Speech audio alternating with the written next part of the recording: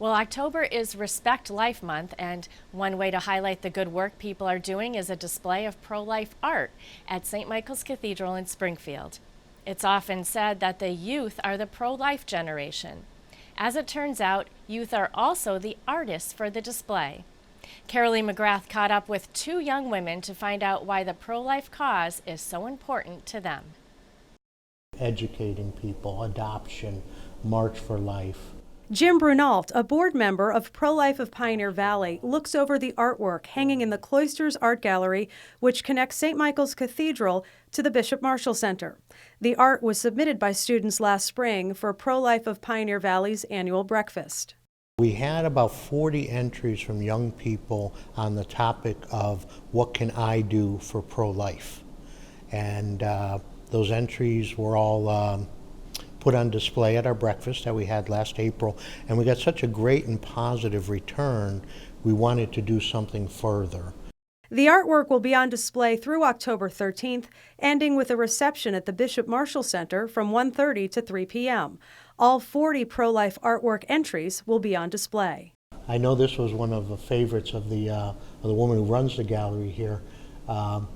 Pro-life, isn't it such a miracle watching them grow? Olivia Pupolo, a freshman at Pope Francis, is the young artist behind the picture. I had things I was going to draw, I had the ideas I had. For some reason, a sunflower came to mind, and I'm like, well, sunflowers need love to grow just like kids do. So I just connected those two together. I drew an unborn baby surrounded by a rosary, and I kind of wanted it to represent the womb, the rosary. And in it, I wrote different ways that people can help be pro-life, different ways to fight against abortion. Kara McGinnis, a junior at Holyoke High, came in first place in the art contest last spring. How do you find the courage to stand for life in a world that says you're crazy?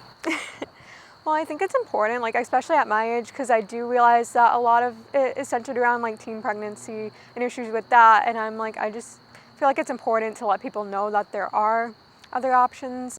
Options, she says, such as Bethlehem House in East Hampton, which offers support to women facing a crisis pregnancy, and Clearway Clinic in Springfield, a pro-life medical clinic staffed with nurses, ultrasound techs, and a doctor. Polls are showing that more and more young people are pro-life, and this art show is another example of just how important this issue is to them and how they understand truly what's at stake. A poll conducted by Marist College and the Knights of Columbus last February showed a pro-life shift, with 47% of young people identifying as pro-life. 48% said they were pro-choice.